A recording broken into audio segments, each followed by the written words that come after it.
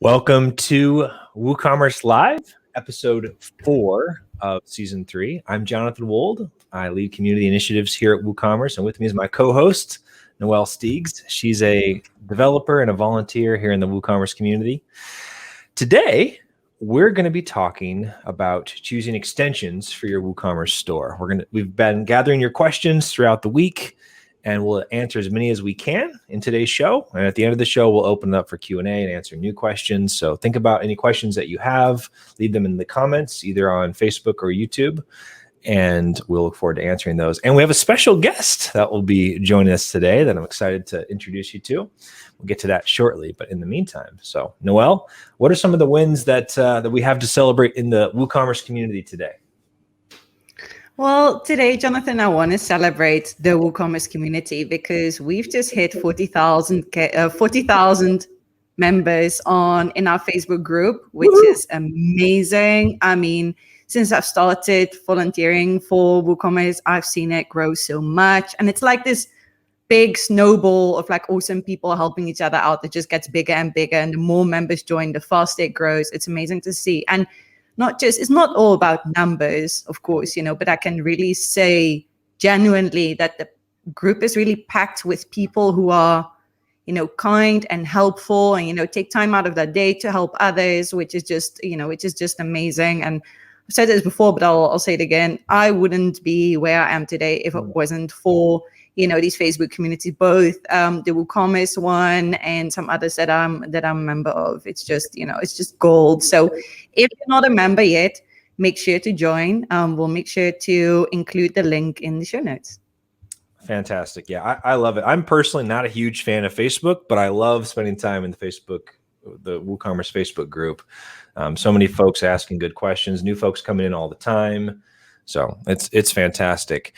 Also, we like to spotlight a meetup each week. There's meetups happening all around the world. And if you're not already a part of a meetup, we highly recommend joining one. It's a great way to get like a different feel for the community.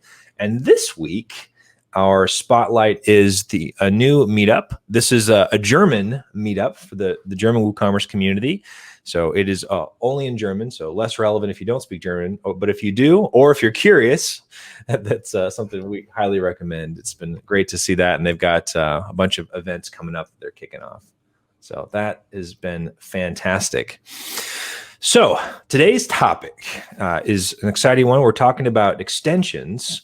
And we're going to talk about what they are, why you'd use them, how to choose, and we're going to be answering some of the most popular questions that have come in so far. Before we do that, though, I want to introduce our special guest, Ryan. Welcome to the stream. Hello. Nice to be here. Hey, Ryan. Ryan Ray is joining us from Indianapolis. He's been at WooCommerce for 10 years now. So since the very beginning, he knows Woo very well. Today, he works as a happiness engineer. The happiness engineers are experts that help you figure out what to do with your store and figure out issues. It's like support. He's an avid cyclist, husband and father, and loves being outdoors with friends and family whenever he can. So Ryan, welcome. Thanks for joining us today. Thank you for having me. Okay, so we're going to kick off with some of the first questions that have come in. So Susan is new to WooCommerce and e-commerce in general. She doesn't know how extensions work or why she should use them. Rosalie has noticed that she's curious about the difference between plugins and extensions. So how about we start with that? What are extensions? Why would someone want to use them? Yeah, it gets, I guess it can get fairly meta, but plugins themselves help extend WordPress. And so if you can think of plugins, essentially, for WooCommerce, they extend the functionality of WooCommerce with all sorts of different things. And so they are the same, one and the same. So a plugin is also an extension, or an extension can be a plugin, or is a plugin. And so they're just ways that extend WooCommerce with all sorts of different things, payment methods, subscriptions, all sorts of features like that. Awesome. And where are some common places that you'd find extensions? Well, of course, obviously on WooCommerce.com, on the marketplace there. There's a lot of great options there that you can filter by if you're looking for a payment method for a certain country. You can look for different things that add product types, so subscriptions or memberships, and anything like that, shipping methods, all sorts of stuff. Awesome. And outside of .com, you can also get them on WordPress.org. Yeah. Yeah, that's another popular place too. A lot of plugins are listed on WordPress.org. You can just install those straight from within WordPress itself. Awesome. Yeah, a lot of good options out there. There are some plugin authors who sell them directly as well and offer free ones. We're biased. We love the WooCommerce Marketplace. There are other places as well. So within this world of open source, could you just touch briefly on like what is it that you're buying when you purchase an extension? There's a lot of free ones. Within e-commerce, there tends to be more of the paid ones in terms of what we tend to recommend. So what is it that you're buying when you buy an extension? Yeah, I think buying an extension, for the most part, you're getting access to some sort of support resource, which you might not find so much with a plugin, say from like WordPress.org, that it's free. You're obviously helping support the people that have made the plugin and the quality of the plugin as well. And so if you are, if that plugin helps make your store run more efficiently, adds features that you need, paying for it helps keep that functionality going for you, and they keep adding features to it. You support the developers. Just a way to say like, thanks for putting your time and effort into it. I appreciate what you've done and made available for us. Like, otherwise I would have to go out and code that myself or hire someone to do the same thing. Thank you. I think that's important because within, WooCommerce, WordPress are open source, and sometimes it can be a little confusing to realize that so much of this stuff is like volunteer led and driven. And within, so cool. Thank you for explaining that. Mm-hmm. So now we have a little bit of context for what extensions are, and we're going to get into some examples later. We'll talk about some of the more popular ones. That was a common question that has come in. But I thought it might be helpful to talk a bit about how to think about choosing extensions. Kristen asked, how do I choose the right shipping extension, as an example? And then Kevin asked a more general question, wanted to know what are some extensions that a small business should have. So the way that I've found it helpful to think about these things is I look at, there's like two guiding principles that I've found to be particularly helpful. The first is to be curious. WordPress is a really big world in WooCommerce. Like, there's so many things out there. And as a store owner, I found it to be like a helpful way to navigate what can otherwise be overwhelming. If you're just kind of curious about what's out there, like what are the possibilities that extensions bring? Because there's so much, and there's so many like powerful ones, right? Like, you have people who've created these amazing things that introduce new functionality. They've made it freely available, or it's available as a paid extension for a reasonable price. Just being curious about it, I found to be a really helpful starting point. The other thing that I found helpful to think about is the value that it brings. Either value to your customers, like by introducing some new functionality, or like, for instance, you might want to give some special notifications based on the type of product that you're working on or that you're offering, right? So you can offer your customers a better experience. So extensions that offer new functionality, new added value to your customers, as well as extensions that offer value to you as a store owner in terms of improving your efficiency, helping get rid of repetitive tasks, or just streamlining things in general. So as you think about extensions, and we're going to go over more examples, I would encourage you to just be generally curious about what's out there, and as you make decisions about what to experiment with and install, I would encourage you to just stay focused on what's going to bring more value to the customers that you're serving and to yourself. Ultimately, what we want is to see you succeed as a store owner, as a merchant. We want you to see you create the best experiences that you can. And extensions are there to do that. WooCommerce out of the box is fantastic, and extensions help you really cater it to what you need to provide the value to your particular audience. Yeah, exactly.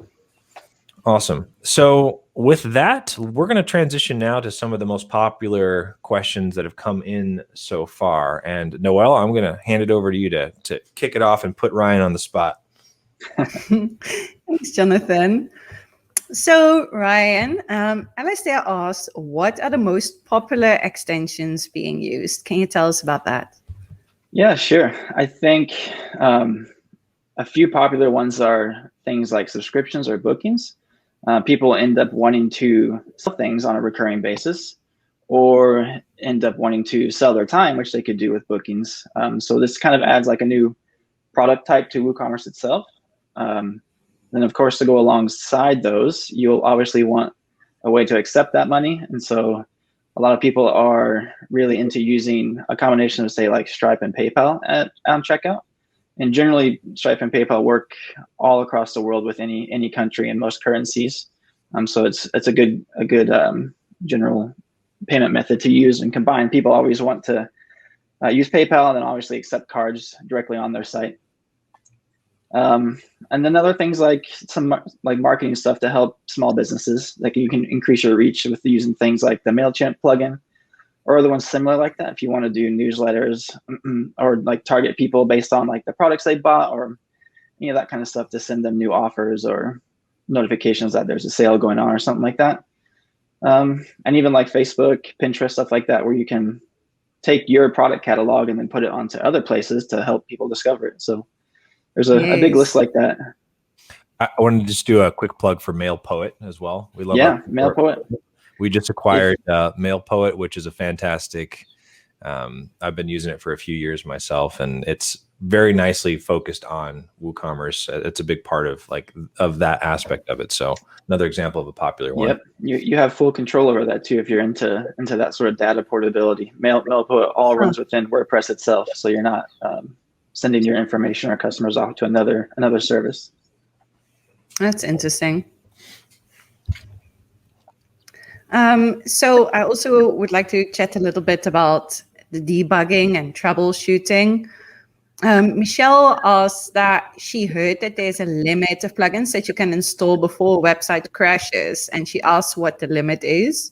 And Roy asked if there are plugins that, if can plugins put your website in danger? I'll kick this off by saying, well coded, reputable plugins that are kept up to date. I cannot stress this enough. Will not put your website into danger. So, I have heard people who have had concerns about hacks and things like that. When clients ask me about that, I always stress, keep your, source your plugins well and keep them up to date. Very important. Ryan, what do you have to say about this? Yeah, I can agree. That kind of goes back to why you would want to maybe even pay for a plugin as well. You might find plugins for free on WordPress.org, but they end up being like abandoned or not updated very often. So they can run into security issues like that. But also on the limit of plugins, there's not a hard limit set in WordPress itself. It could depend on things like getting more technical into like a memory limit or things like that, where so many things are running on your site, so many plugins that it would just overwhelm the resources that your server has.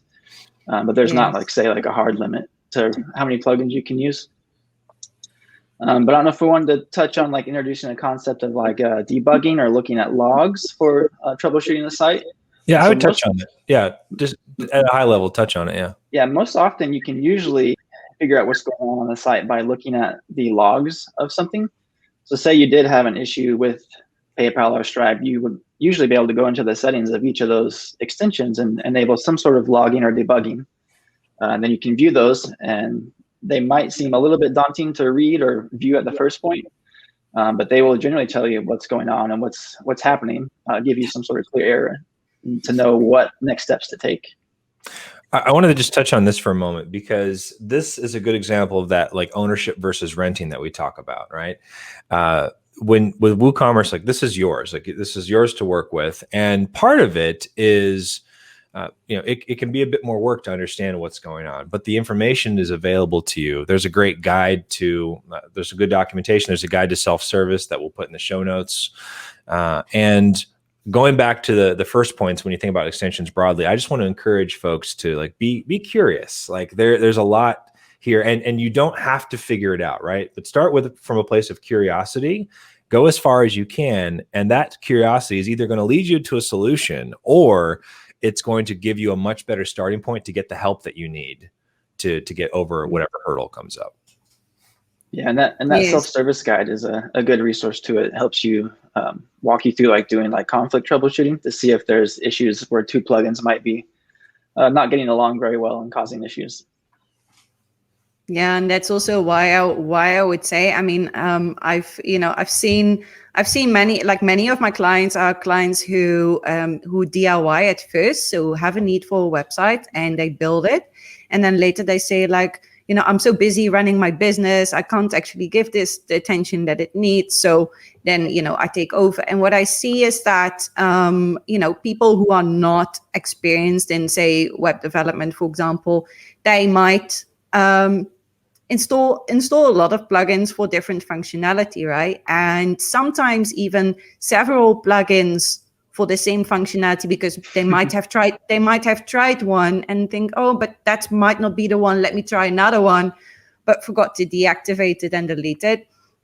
So I would always say, when you're considering a plugin, think about whether it's something that you really need, first and foremost. And how well it's going to serve the people. Check for, I always like to check in the documentation. There's often frequently asked questions about compatibility.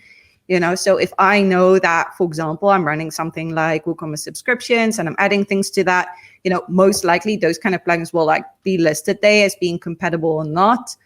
So that definitely helps a lot. I would say fewer plugins have less risk for compatibility issues. But I mean, obviously I run sites with 30 plugins that site really needs, and and it works beautifully. So awesome. And we've just touched on it a little bit: subscriptions, courses, recurring revenue. Hot topic, especially in these times. I think can all be done digitally. So beautiful. Ben asked, what is the best extension for selling services such as online courses and subscriptions, or hours of phone or on-site services? And what about multilingual? And then Jesus asked how you can manage subscriptions and courses specifically. So what would you say if somebody now says, I want to start selling online courses? Where would you say they start with their setup? Yeah, you'd be looking at extensions again, at least to some degree. I've seen people say like password protect pages before jumping into a full-blown course extension. But you can get into extensions like our Sensei extension. Oh, just go ahead. Quick. Password protect pages, for those who don't know, that's a built feature in WordPress where you can take any page and to change the settings to make it password protected, which can be a nice way of starting something. Carry on, Ryan. So there's extensions that can help manage this sort of access to paid courses or online courses. So there's one called Sensei that we develop, and then if you wanted to use that alongside WooCommerce, there's one called WooCommerce Paid Courses, so that can help you actually sell your courses and integrate all those sorts of features with the payment options and recurring billing options that would come with WooCommerce and subscriptions itself. I know another popular one is called LearnDash, and it integrates well with WooCommerce to help sell courses, and you can do things like quizzes and all that kind of stuff, just to take your courses to another level. Awesome. There were some more questions about compatibility and sourcing extensions. Julian asked why there aren't more filters for searching for plugins in the WordPress dashboard, things like compatibility, star rating, active number of installations, and such things. And Joe asked, in the repo, there are a number of criteria to offer people a way to filter them. Does that exist in Woo extensions? So, and I agree with these questions. I personally would like to see some extra filter options on WooCommerce.com. I think it would be very helpful, especially when it comes to compatibility. A compatible with would be a lifesaver. What do you think? Yeah, there is some of that to some degree as far as compatibility between major extensions. So in the sidebar of some of the extensions on WooCommerce.com, you'll see compatible with, and it would mention specifically if it worked with subscriptions or some of those more bigger popular ones. Regarding filtering within the WordPress dashboard, I'm not sure exactly. Like that's just like the open source project itself. I know like you could filter by featured, popular, like recommended, and your own favorites, but there's no criteria there to say like, I mean, you can look for a star rating, but then you are really just better off going to WordPress.org itself and looking at the plugins there, because you can get the reviews, the ratings, all that kind of stuff. The same thing for WooCommerce.com. There is a basic review and rating system there. And I think it's helpful to then, see what people are saying. And people can also upvote or downvote the reviews themselves on WooCommerce.com. So you can view by which ones are more helpful. Like most people think that's the helpful answer there, the helpful review. And so filtering by like newest will be helpful, I think, to see reviews for like the latest version of the plugin itself. And then you could filter by most helpful to see what people think are the most helpful reviews to get a good kind of sense of the plugin quality, I guess. Yeah, would this work well for me? Yeah, I find reviews very helpful. Sorry, Jonathan. What I just wanted to add to that too is that the marketplace team is doing fantastic work. They've been growing a lot over the past year. There's a lot of things that they're working on to improve the marketplace generally. So if you haven't checked in a while, we recommend continuing to check back and stay tuned. They're a very hardworking team, as they all are. And then for WordPress.org, as someone who's been in WordPress for a long time, yes, I also would love to see some of those things get easier. It's also a work in progress, right? So this is one of those areas where I think it'll be less of an issue as time goes on, but you do have to do a bit more diligence. And when it comes down to it, sometimes you just have to ask, where it's like, hey, I'm looking at a few extensions, go to someone in the community, put a post in the Facebook group, or go to a meetup and say, hey, can you give me some perspective on these? Yeah, for certain. Just reach out and ask some other people's opinions as well in those sorts of resources like the Facebook group or anywhere. Awesome.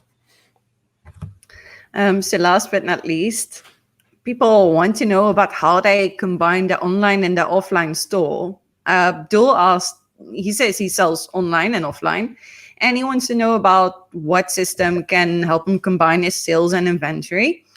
And Mark asked if there's an extension that will email the customer credit cards info for offline processing.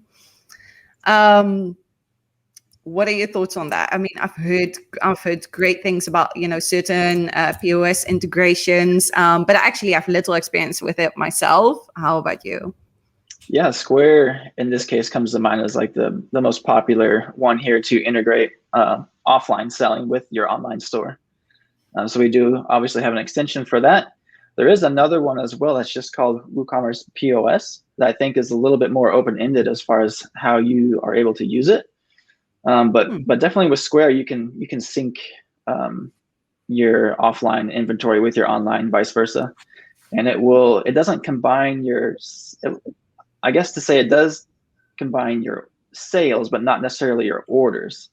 And so if you're expecting like an order from WooCommerce to also show up in your Square account or your POS account, it doesn't necessarily happen that way. But it regarding, does. Sorry, go ahead. Sorry, but it does track your inventory in both places. And that's mostly when I see people in the Facebook group asking for such a plugin. That's the thing that they want, right? That they want to track that inventory. And it does that very well. I mean, I've seen it mentioned time and time again when people ask in the group. It's like people say, Square, straight up. So Square is very popular and easy to use, I think. So it's a big winner. I know there's other POS systems as well, and they might have their own integrations with WooCommerce. So it's always worth searching as well if you use a different point of sale. I just want to add here that I think this is a particular area of strength with WooCommerce. And so when we think about like our mission is to democratize commerce. And one of the subtle but important distinctions there is it's not just e-commerce, right? We think about commerce broadly. And that online offline is a really important aspect of this. So once again, so that Square is fantastic, and there are a number of extensions that work and bring point of sale without like specific payment integration. So you have options there, but I would encourage that curiosity. Like there's a lot there that you might not think about. And especially after this past year, post-COVID, there's been a lot more folks experimenting and figuring out like how do we merge these offline online worlds in a more effective way. There's a lot of promising extensions that are happening out there. Awesome. So very good. Oh, go ahead, Ryan, please. I was going to say regarding customers' credit card information, I would say to try and tread lightly and probably not ever have a customer's credit card information in your email inbox. There are extensions that let you say place an order over the phone with WooCommerce. So that's essentially you manually creating an order in the backend and being able to enter a customer's credit card information. But whatever you can do to avoid that sort of like security risk or information like being spread or someone gets a hold of it that shouldn't get a hold of it. There might be extensions that let you do that sort of stuff, but I would recommend not using them. Yeah, and just to add to that, again, one of the benefits of open source in general is that there's so much that you can do. For you as a store owner, one of the things to think about, just because you can do it doesn't mean that you should. Think about what's best for the customers that you're serving. Like there are some, I could come up with a scenario where that could make sense, like in a closed environment where it's like there are reasons why you might do something like that, and that's important. WooCommerce gives you the flexibility, but make sure that you're thinking, okay, what is best for the customers that I'm serving and for what we're trying to do. And that trust is a big deal. You need to make sure you're following best practices. And if you're not sure, you can ask and get some perspective on that. Yeah. Excellent. So let's start to wrap it up. We have some like closing recommendations. I think the first, to jump straight into what Nöelle had mentioned earlier, is it's really important to make sure that you keep your plugins, keep your extensions, or the same thing, up to date, right? And there's a number of reasons why you'd want to do this. Keeping them up to date means that you're able to take advantage of new improvements to them. In general, in this WooCommerce WordPress world, like backwards compatibility is a major priority, right? So yes, things can go wrong occasionally, but that's the exception rather than the rule. And when something goes wrong, you can get help. You can get support in sort of figuring that out. Make sure that you keep your plugins up to date. Improvements is the one big reason. The other big thing is security, right? Like when security fixes come in, you want to make sure that you're taking advantage of those. When you're choosing a plugin, one of the things that I found helpful, and I'm curious, Ryan, Nöelle, if you guys agree with this or if you have any other perspective, is what I would describe as the kitchen sink approach versus like having a specific focus. Like some plugins, and this can be really good for certain ones, like take much more of like a we do all the things approach. And in general, I find it helpful to focus on plugins that do specific things and do them well.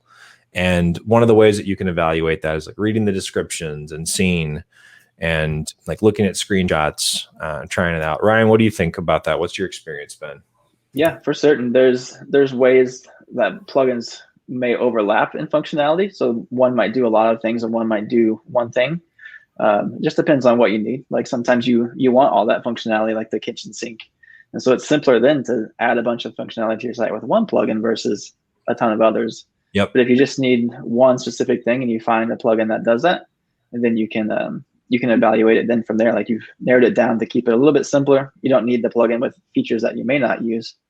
But yeah, it's definitely a hard thing to try and evaluate and then just narrow it down, keep reading descriptions, keep looking at reviews and screenshots, and you can kind of help narrow down like your options. Perfect. And the last thing I would encourage folks to do is try them out, right? You can find demos of a lot of plugins if that's a commercial, if it's something that you would purchase. And if you're buying from the marketplace, there's a 30-day refund policy. So you can try something out, see if it works. If it works well, awesome. If it doesn't, you can ask for a refund and sort of go through that process. So we want to encourage you to experiment and find what works. Awesome. Well, that is a wrap for today, for this portion of the show. Ryan, thank you so much for joining us. It's great to have you and sharing your knowledge and expertise. Nöelle, always a pleasure. And Anna, behind the scenes, our producer, thanks for all that you're doing to make this happen. So next week, we're going to be talking about code for beginners. I'm excited to touch on that at the same time, same place. Look for the announcement details later this week. that's it now for the main show. We're going to transition over to our Q&A portion.